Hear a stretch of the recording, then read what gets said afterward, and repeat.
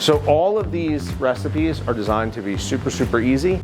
We all got to cook different fish meals, and so for ours, we did a 3 seafood gumbo. Yeah, tilapia, halibut, shrimp. So it's gonna be yummy.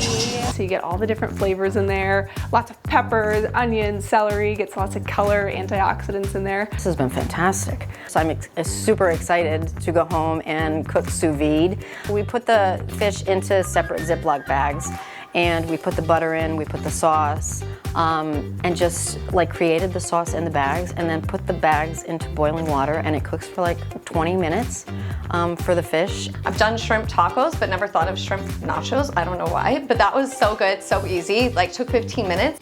One of the reasons I love cooking with seafood is it's very simplistic. The flavors and the natural like flakiness and meatiness and like fat content in the seafood give it so much flavor that you don't have to do a lot to it to transform it. Seafood cooks up so quick. So it's like, you know, a few minutes and it's done. So it makes it really fun and accessible for people to make.